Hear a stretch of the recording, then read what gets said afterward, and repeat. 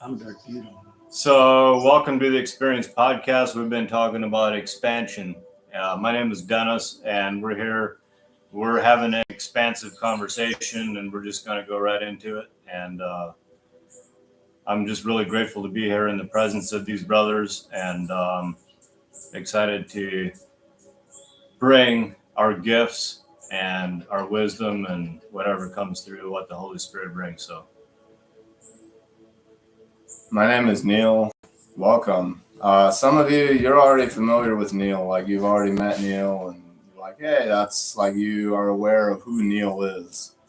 Some of you are meeting Neil for the first time, and if that's you, hi, my name's Neil.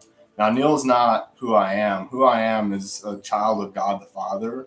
Who I am is a multi-dimensional, infinite spiritual being that's expressing through a human body. And when people say Neil, I respond, but I respond based on a response of like, hey, I can like acknowledge that someone is requesting an essence of who I am, specifically in this case named Neil. This gets directly into the spiritual aspects of who we are and why we are and what we are. And I'm inspired to be here physically and also spiritually connected through right now in this moment, through what we're in, through this, what do you want to call it? The fabric, the fascia, the connective tissue, the God essence that has us be connected. And I'm really genuinely inspired to be here. Welcome, Bradley. Please introduce yourself, and let's start there.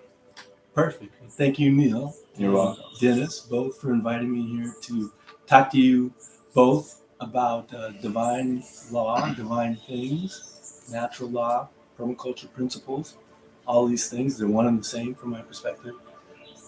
So introducing myself, as you requested, Neil, I resonate with you, which is like, I go by the name Bradley. This isn't who I am. I am a child of God. I am a spirit, and I happen to be carried around in this little chocolate angel body for this journey on this point in time.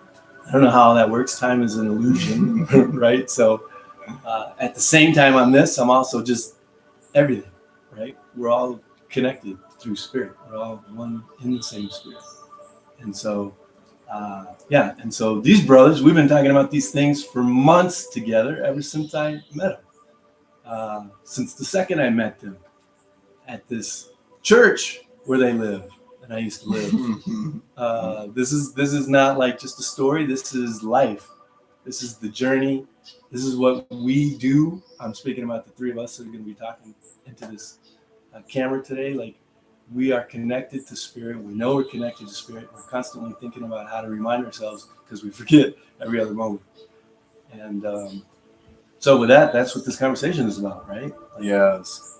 And I think of it the way that my flavor of delivering that message, we all have our own flavor. Like these two are deep, from my perspective, deep into demonstrating these things through growing the food here for this church, for this body, for this community, for this village. My flavor of, and then all the beautiful examples they have about God connecting, nature connecting, spirit connecting to our spirit through the medicine that they grow, through the foods, through the soil.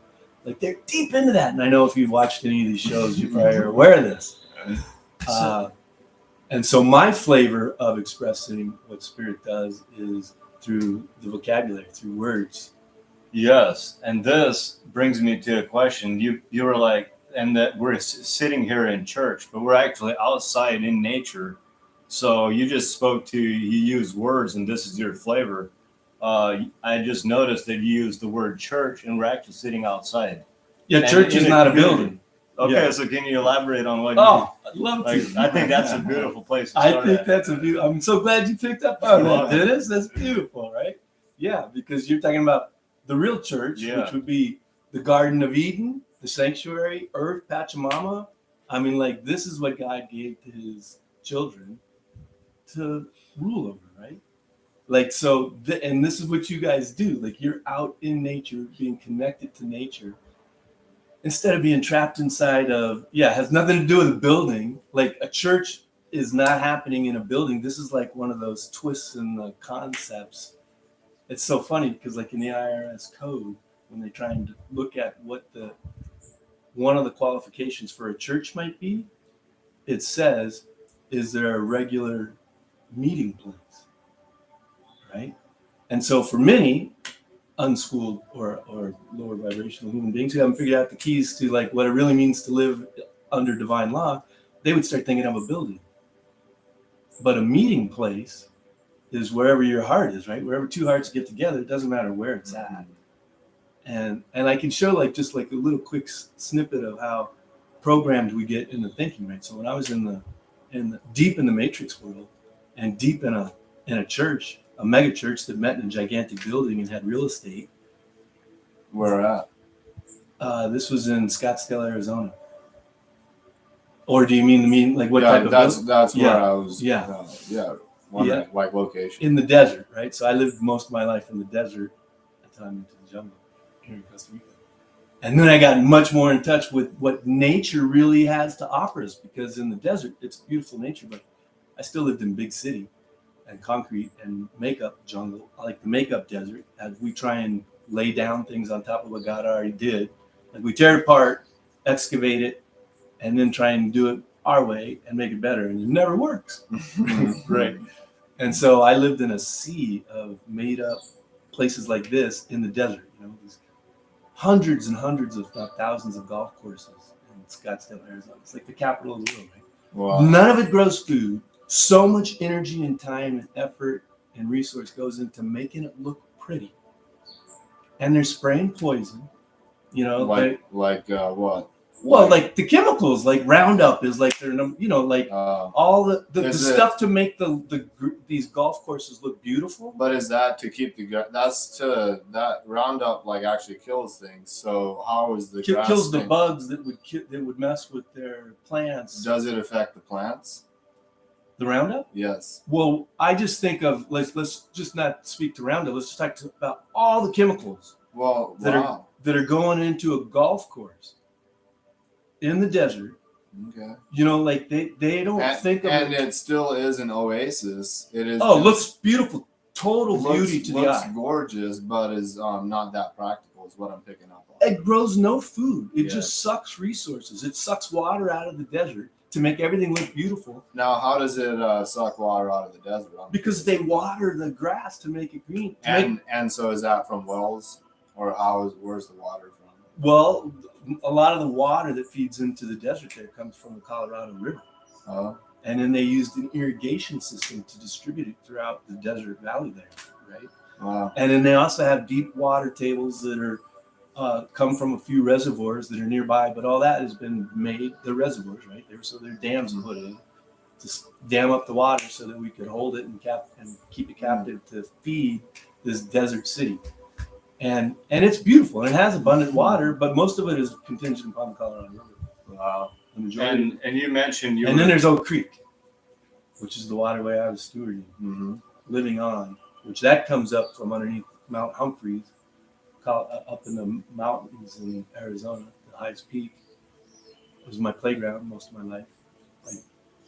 Has my grandmother's maiden name, Humphreys. As no connection, but at least not one that I knew. What was your what were you doing at that time? Ski. You mean on that mountain? Well, I'm saying when you were in the Matrix and in the old world, what was your role? So I was a professional license collector. A license collector. What's a license collector? So I had, I think it's seven that I remember. Professional licenses. So I have a bar license, state bar license. So it gives me the right to practice law. I had a general contractor's license. Gives me the right to build a building and have subcontractors underneath it, both commercial and residential. I had a K11 contractor's license, which is an electrical contractor's license. I had a mortgage broker's license. I had a real estate. I ran a real estate brokerage office, and I had a real estate brokerage license. Yeah, so that's 7, and there's a lot more other things, but they're not as. Those are the primary. And so, where you're at today, and you said that you're using Word. Now going back to village and church, what primary thing did you learn in the matrix that you're using now that you're finding valuable here in Costa Rica? Wow, I mean, like my mind just started flooding with like options, but so I'll just start speaking with it. I wouldn't even know how to prioritize it because they're all so good. Okay. But like the first one is like our word creates our world. Our word puts us in the jurisdiction that we're going to operate as we're going through this avatar. And jurisdiction meaning what? August Rose just gave a beautiful distinction and definition of this 2 days ago. That's my daughter who plays in this arena, as you guys know.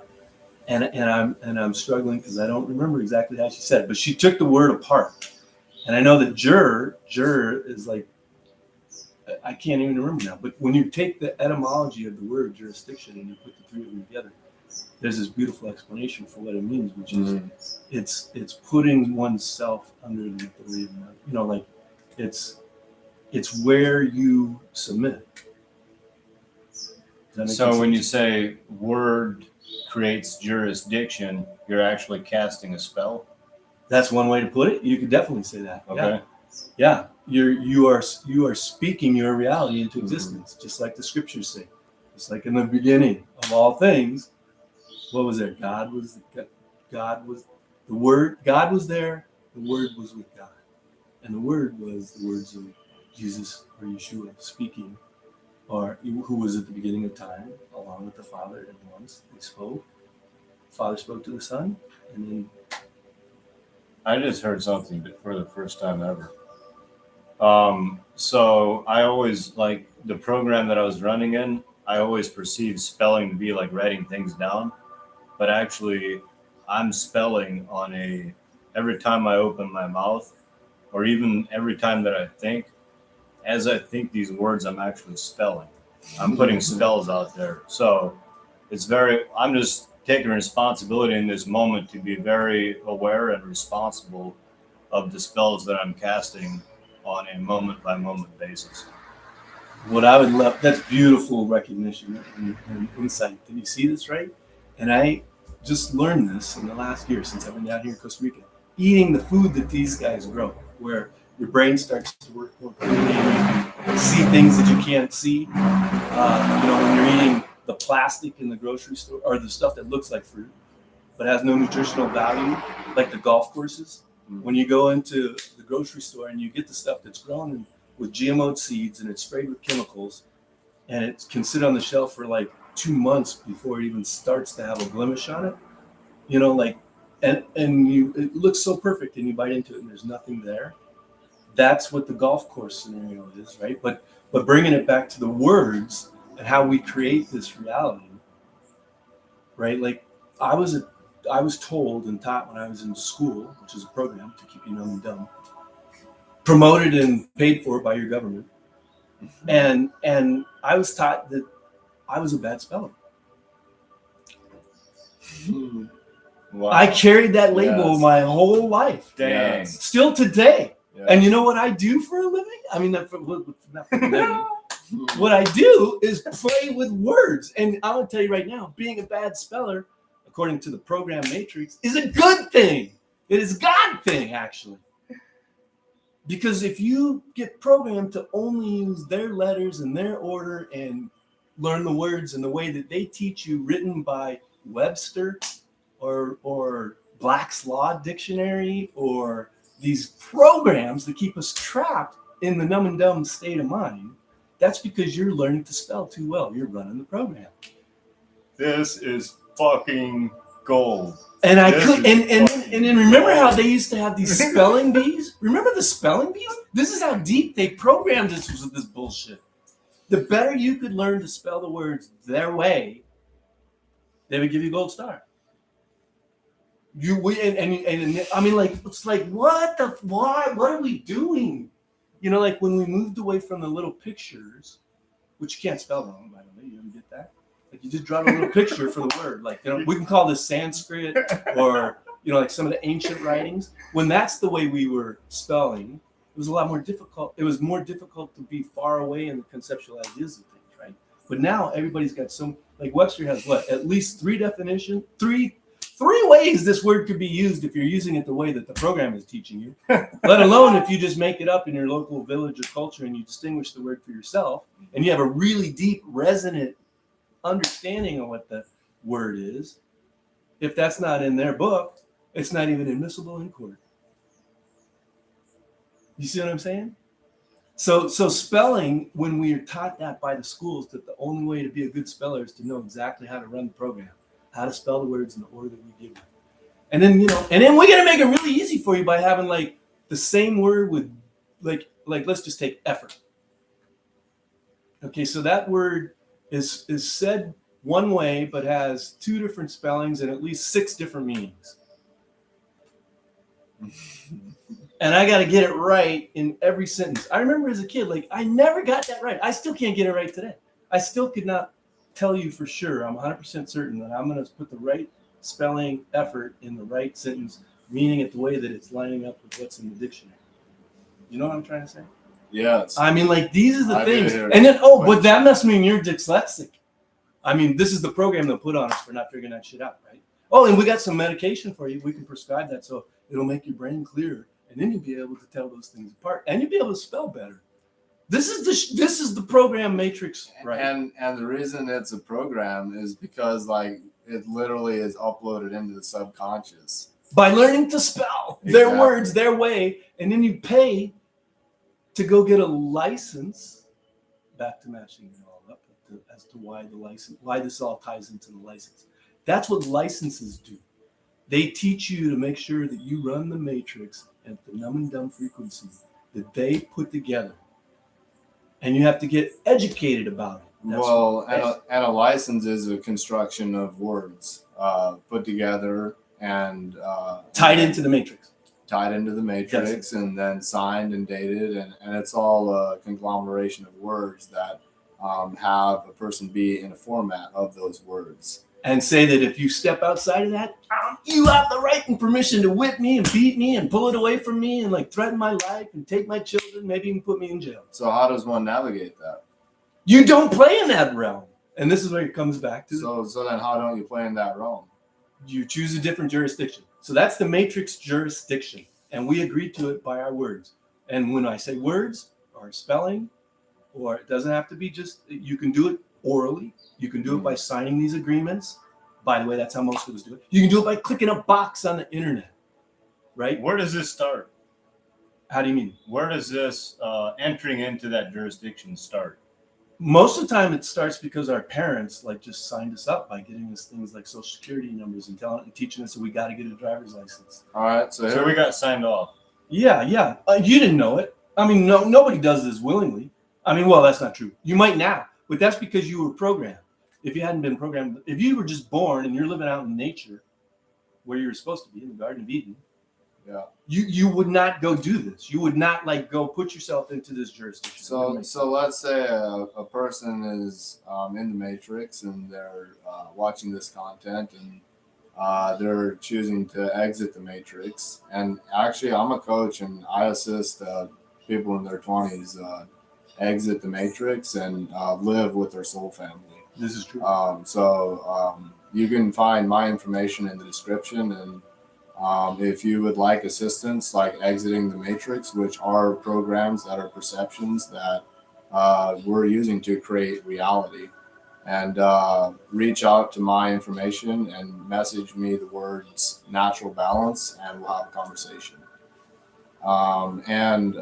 So with these programs, you're in the let's say, all right, so this is a scenario, this is a simulation. There's a person in the matrix and they've now decided, all right, they choose to now exit the matrix. They have it's a 401k or some kind of a retirement plan. What's a social security number, like they have that. Can't have a 401k without social security. And So both, and Yep. so then they exit the matrix, and they're living in nature, and these things are still in the matrix, but they're not in the matrix. How does a being like that is actually taking the initiative and walking and taking the steps? How do they navigate that specifically when they were registered, but they're now out of the matrix and they're still registered in the matrix? So when you say they're out of the matrix, they still have ties in the matrix because they're attached to that 401k and they're claiming that. So but their awareness is, I don't want to be in the matrix anymore. I'm stepping out. I'm claiming another jurisdiction. And then you're asking, like, so how do you walk across that bridge? Well, so they're actually out of the matrix, but then physically they're out of the matrix, but only on the physically. computer and on paper. Through the Social Security, whatever would be how they're in the matrix, but physically they're already out of it. I'm with you. Okay, and then they have some resources they left in the matrix, and they'd like to claim them and bring them into the new jurisdiction. Possibly. Yeah, this is one way. So to start speaking about it like that would be one of the ways that someone could start to move their resources. And if you notice, I'm not calling them assets. Yeah. So, and I'm playing this because we need to be particular with our words. When you call something an asset, that puts it under the jurisdiction of taxing authorities, the IRS, or the CPA license. That's where that word comes from. It's in the. By the way, what is a CPA? There's a license, right? Mm-hmm. And what's it governed by? An association. Like just like medicine governed by an association, the American Medical Association, but the Bar Association, right? These are associations that are created, and they write agreements about what the rules ought to be for the license. That's how these things work. Mm.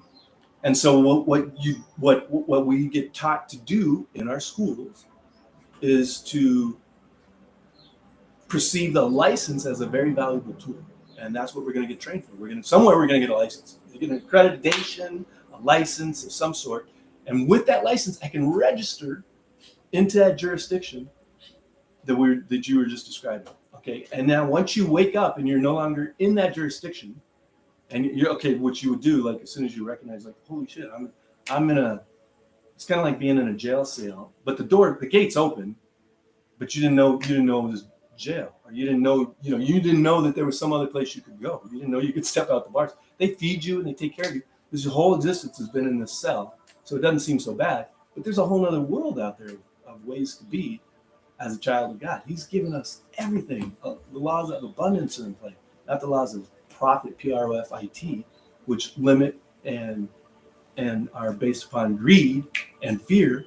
See, there's a whole other world, and when you realize that and you step out of it, then one of the ways you could do it, to your question is like, how does one start? To remind me exactly the question so I can answer with specific. Well, it was kind of a simulated idea where there's a person in the matrix and they've left the matrix. They're physically out of the matrix, but they would still have like a social security number or so steps they could make to start to. Well, how does one navigate that? Like, does one just, like with divine law, so looking from the perspective of divine law and natural law, how does one navigate that? And I'm not like per se looking for a right answer. I'm just per se like looking for perspective. Yeah, and that's beautiful. And there is the right answer. That I'm glad you brought that up, because there is no right answer. I think of this as like chess, as you guys have heard me speak to it before, right? Like we're just looking at all the different options that you can create, any of us can create by our spelling. What words, declarations, ways do we want to operate that comes from a place of love in relationship to stewarding the assets left in the matrix? I call them resources in the new earth, because that's all we are, stewards of the resources provided to us by our Heavenly Father. And so that seems like in total alignment with me. So I start speaking these words and I say, in this jurisdiction, which is things that are in alignment with God's natural laws, which means love your brother and your sister, which means bring no harm to them, which means I can't promote giving resources or tithes or taxes to an organization that's pushing poison into the arms of living human beings that are my brothers and sisters. Like, as a good steward, I can't promote that. I can't be in that jurisdiction. So I disclaim it. I say I'm no longer in that jurisdiction, and I can do this with spelling. I can do this with private agreements. This is what I help people do, is just write new agreements. And by the way, you don't even have to write them. I tell people all the time, about 10 to 15% of the service that I provide through my organization called a private membership association called Prosperous Legacy Advisors, is we help people make new declarations, new commitments. Okay, I saw the one I was trained to or given to by my mom and dad, and I don't like that one anymore. I want a new one. Yeah. Okay, well, how do I go? How do I do that? And I want to get my money out of that system, and I want to put it in a place that's doing good things and not supporting things like war and agency. What is an agency? Oftentimes, you can put it in a nutshell by saying 3-letter organizations, acronyms that act like they're government. Like, sometimes it's two, like Federal Reserve, right?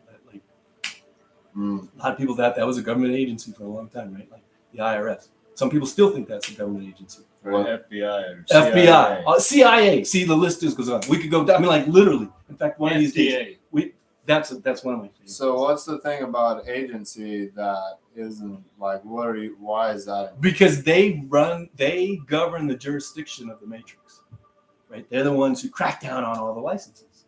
The ones who look at all those documents that are written meticulously that people sign up for. The lies that a doctor swears to live by when he takes his Hippocratic oath. Like, what's an example? Well, that they're gonna only do good for people. That they're like, this will be one of the oaths that a doctor makes, right? In this oath that he signs off before he's given his license to practice law, he says that he will only bring good to the people, but he's also going to uphold the public system. See, the matrix is the public system. So then when they bring all these COVID shots on, they're like, hey, we need you to administer these. That's exactly what I'm talking about. So they and their license says that they have to do it. And if they don't, they can lose their license. And this is what, I was involved in all kinds of lawsuits. And so what does it matter if they lose their license? That's their identity. That's their whole world. I mean, their whole world is wrapped up in that license. See, it is, but with divine law, like there's a world that isn't that world. So how does that play into it? That's perfect. That's like one of the first members of groups I was working with when I first got into this area of helping people bridge this gap. We're doctors. And we're doctors who would like go have an experience with plants that they didn't know existed because they were taught that these things were illegal and they were never to talk about them. Like what?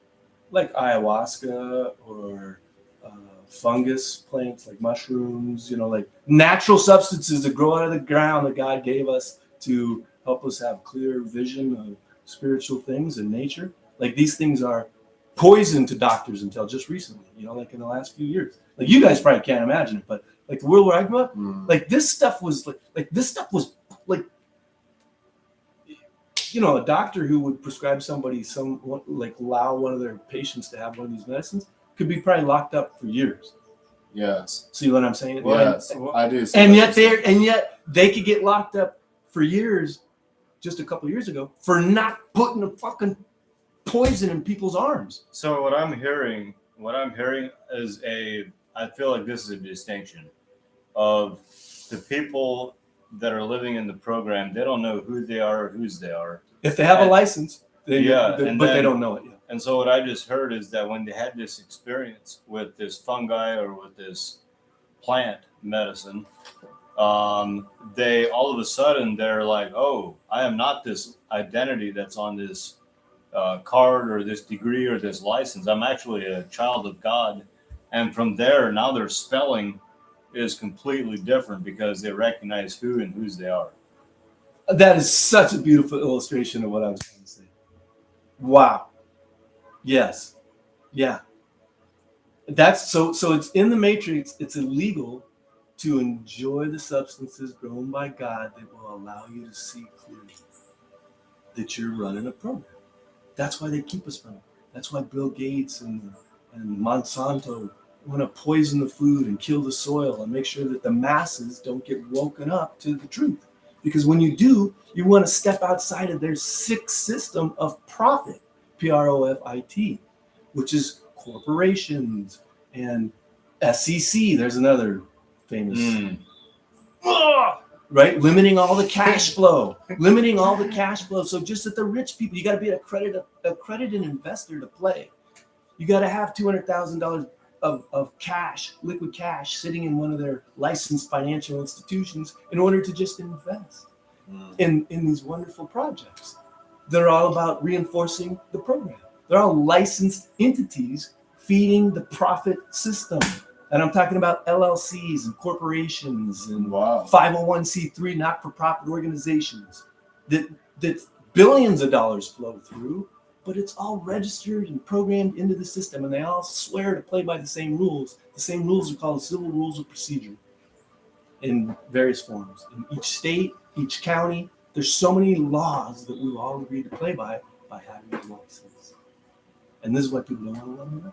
And most of the people have paid, and they've enrolled their families in supporting them to get that license, like the medical doctor's license being one of the most expensive, right? Because isn't that funny? The license that has the most influence on keeping us numb and dumb by prescribing us poison is the one that they pay the most for and cling to the hardest, and they're letting go of the least. I mean, like in the face of COVID, how every doctor in America didn't just wake up in the world and see that there's a program that they've subscribed to. Right? But anyway, once they did wake up, what they do is they come to a person like me. There's lots of people teaching this stuff, but I think I have my own, I know I have my own flavor and version of it. And then we write new agreements instead of the ones that I used to write for them as a licensed lawyer, forming the LLCs and forming the corporations and knowing how to put the real estate deals together. Did you create licenses for people like in the Matrix world? I did. Yes. I did. And then when did you shift? Like, when was your shift in perspective from like creating those to what you're doing now? Well, and how did it come about? Yeah, in like around 2015. Wow. Around 2015, I got involved in realizing how corrupted the medical system was. What brought that about? My wife at the time had cancer, and she decided, like, from the date she found out she had the cancer, from a blood test, the doctor's office starts like, okay, we got to get you in to see the cancer expert and surgeon and blah, blah, blah. And that's going to be 2 weeks away. And so during that 2 weeks, she starts studying, like, what else can I do to fight cancer besides go get surgery? Mm-hmm. And she found out, oh my gosh, you can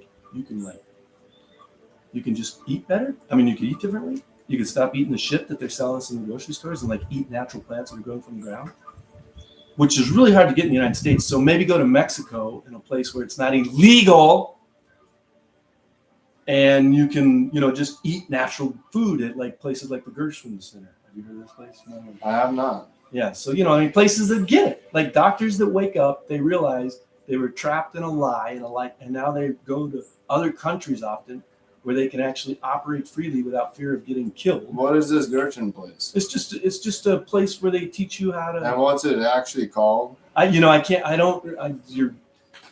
a good speller. Yeah. So I can't remember if it's G or J or yes. if I'm even pronouncing it right. But I know that what's behind it is that it's a place where people go to fight cancer. That's all natural. Like, there's no pharmaceuticals allowed. Did you hear what you just said? What's the place called? What? Did you just hear what you said? You said you're not a good speller. Oh, what I just said to myself. Yeah, I did. Got it. I thought about saying something too, so let me just distinguish so I can clean that up. What I mean is, I'm not a good speller in the old Matrix style way. Like, I'm not like, when I write a document, when I type a document, like, other people are reading it and they sometimes can't tell what I said because I spell a lot of words wrong, according to the Matrix. Mm-hmm. Now, my message is clear. My message is, I'm going to say it's a pretty clear message, and what I'm bringing forward makes a lot of sense. But if I'm trying to get all the words spelled right, I don't remember, like, the words I use every day. I'm looking up the same words every day, trying to remember, how do you spell convenience? Is it I before E and E after C? Like, I had a family business called Captain Convenience, and I still cannot remember how to just intuitively write out the word convenience. It's just the way my mind works. And it's like that with all kinds of words. Mm. And it always had me feel small in school because I really sucked. Like I would get F's on spelling tests. You know, like remember that, I don't know if you guys have this, spell 10 words, spell them right. You pick the 10 words. So I go pick the words I want to learn how to spell. And I just couldn't, I mean, sometimes I just wouldn't. And because I would get those F's, that's the only class I got F's in. But because I would get F's on that stupid report, I never felt smart in school. But I could pass the test, obviously. That's how you get 7 licenses. All I had to do is pass the test. You realize that's all you got to do. So I learned how to be a good test taker. It has nothing to do with learning. I couldn't build you a house. When you I have a contractor's when license. you say the being a great test taker, like that has nothing to do with learning. What's that about? That's a program. This is what they teach you in school. They teach you how to be and how to learn to be, how to regurgitate their programs. But that's learning, right? Well, that's remembering. I mean, you're not. If I think Alright, I think of learning, I think about expanding my awareness. So how do you do that? Well, you get out of that jurisdiction. You get out of the schools. You get out of seeking licenses, thinking that has anything to do with significance, and you step into studying spiritual things, real things, and now you start to expand and learn. And when you do that, one of the first things you'll recognize is that you have given away all your rights by playing in this jurisdiction of man-made rules and laws and silly ordinances and subscribing to licenses and paying taxes to support that type of ongoing dogmatic training. And once you realize that, you don't, it's a system. It's been running for years. I mean, it's the story in the beginning of the Bible with Pharaoh, God's children running from Pharaoh. Pharaoh is the government. Years. That's how many years? 2000. So 2024 if you're going out there. I mean, I think the time clock that we've been told, how do we know this is right? I mean, come on. They wipe out the history books. They're wiping out what happened 5 years ago already. They're taking it off the internet. I don't know how long it really is, but the story goes, it's probably around 2000, I mean, the whole time calendar we're running is based upon before Christ. Some people are going to say, no, he didn't exist. Really?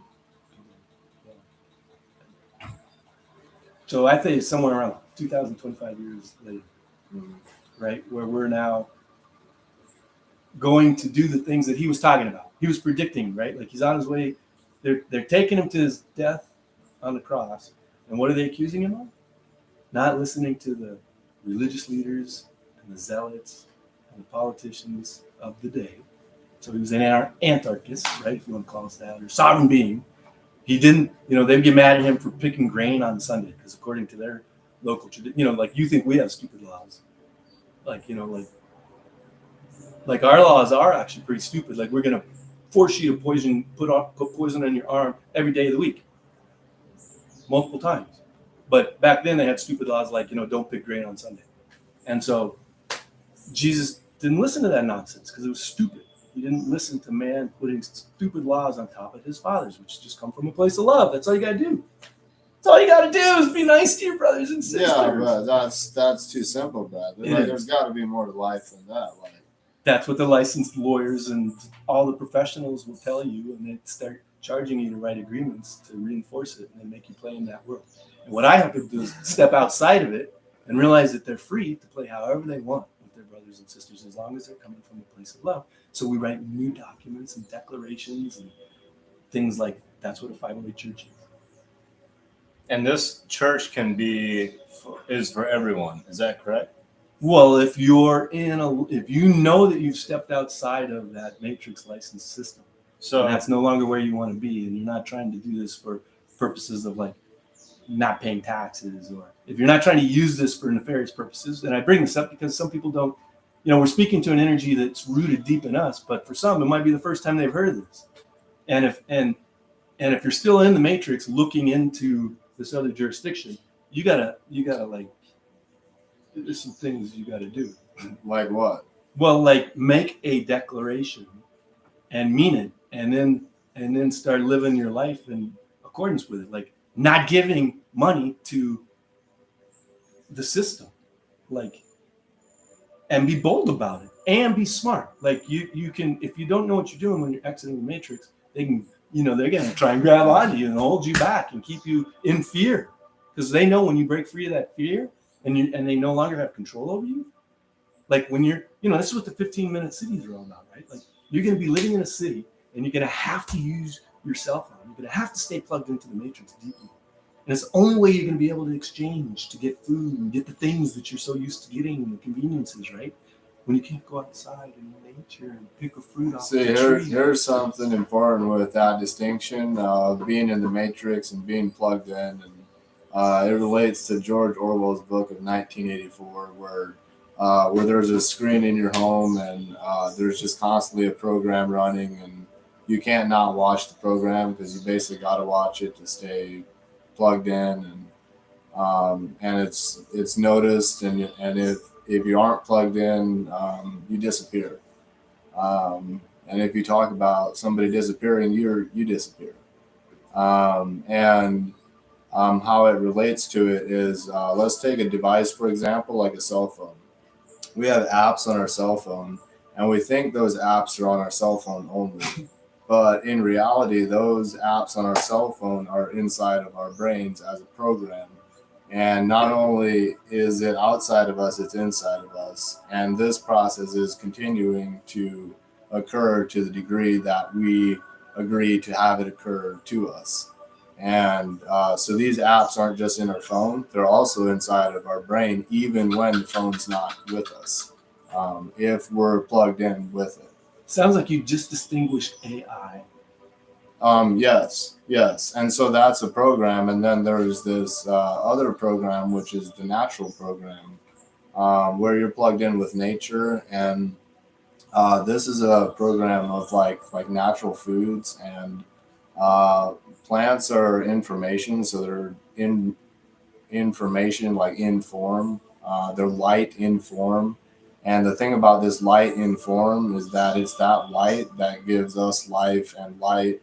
And we maintain light inside of our bodies. And the degree of light we maintain affects like our degree of health and our immunity and how our cells flow. Are they like slow, or are they actually flowing and moving? And it relates to what you were speaking to earlier with packaged foods from the grocery stores.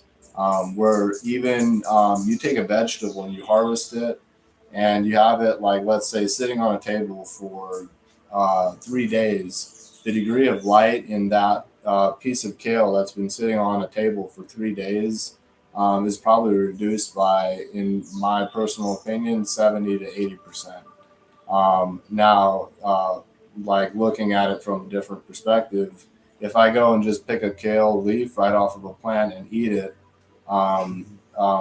growing from the ground, having the light from the sun in it, full of vitality.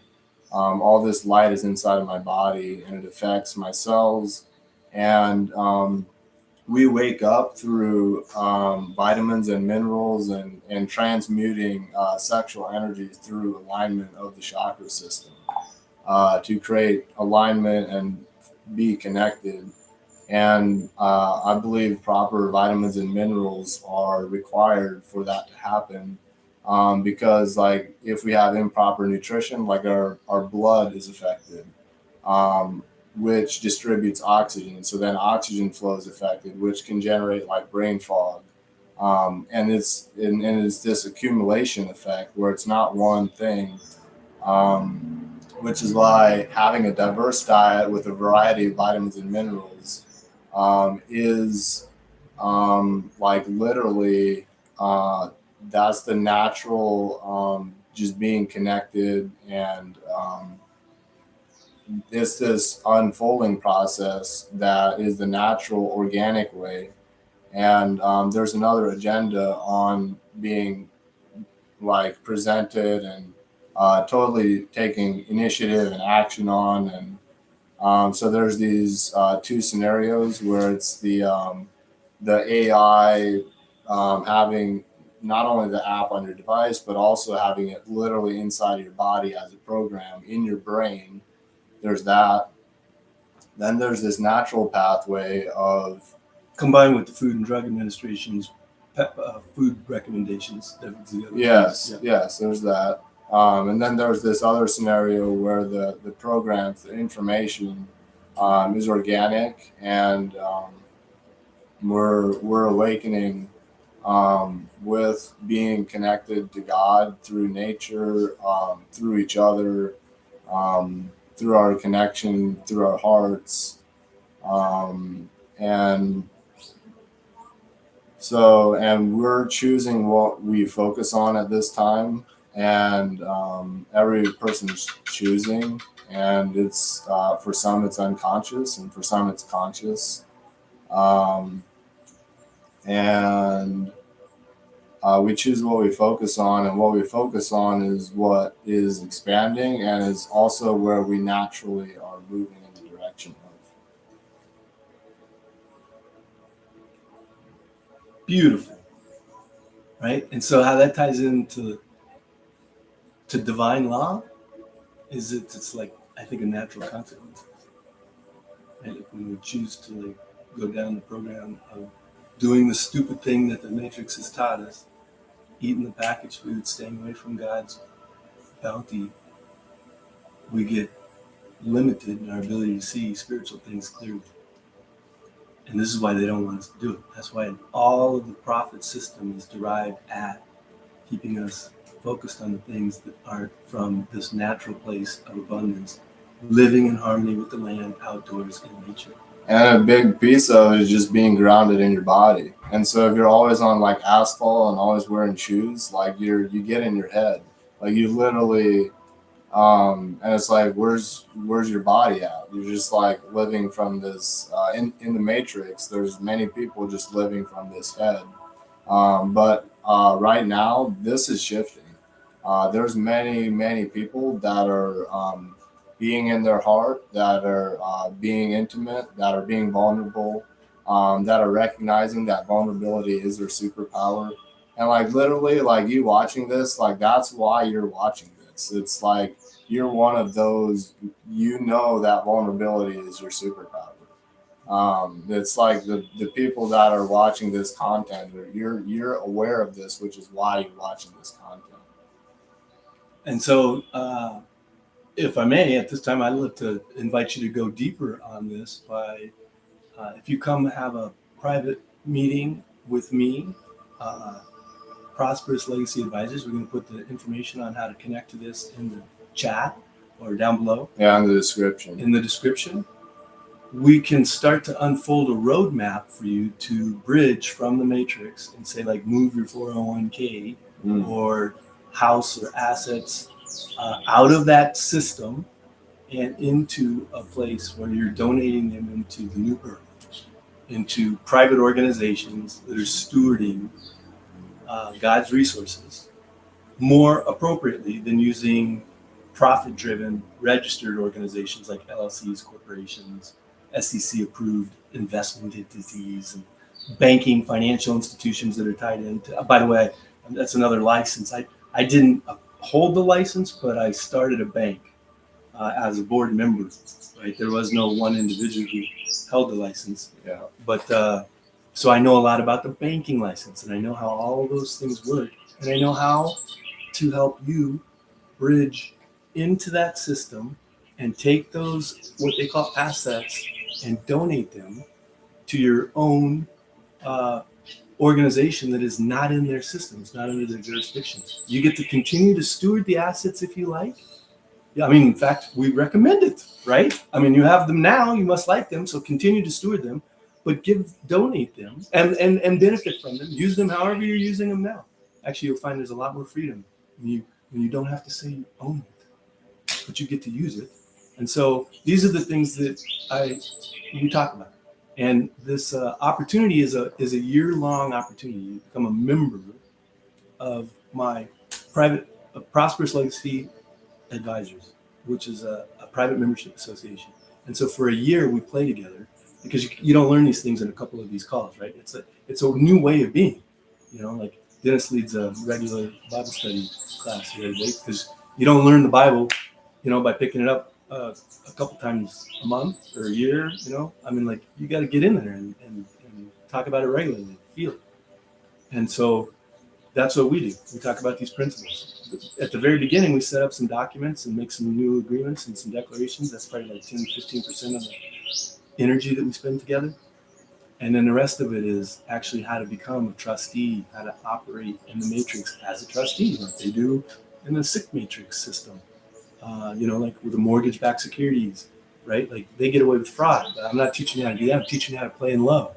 And you do it from a private organization that goes back into the matrix, not grabs on assets, like just stewards them, titles them appropriately. And these are the things that we learn about and do together in that year's time. And so typically when I offer this up, people give a suggested donation of $5,555 to do this for a year. We play together like this. And they get 2 hours with me every week. And I have them bring their live problems to the table, like right after. Now, this is after you get your documents all done and we go through that process, but that's the easy part. Like this is what you pay a normal attorney, $10,000 to $15,000 to do, by the way, to help you write 3 primary agreements that are going to take care of all your estate planning. By the way, all of it ties you right into the matrix. Make sure that your you're filing tax returns, estate tax returns.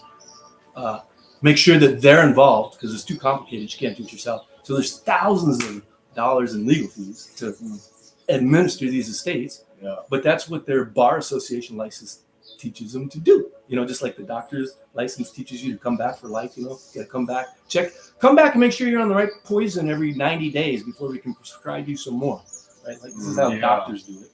And that's because they're taught in school, well, you got to get the people coming in, to pay for that $250,000 licensed programming education that we gave you and that your parents helped pay for. And you're indebted to and enslaved to the system for, right? Like, so let's teach you how to make money out of keeping people healthy. Oh, but wait, you took a Hippocratic oath and said you won't keep people healthy. You're only going to prescribe them poison. It's just like such a wicked, twisted thing. So when the doctor wakes up and says, I can't do it anymore, but my identity is wrapped up in this, like we can, over a year's time, I guarantee you feel comfortable and confident that you can let that license go. You can step into a new realm.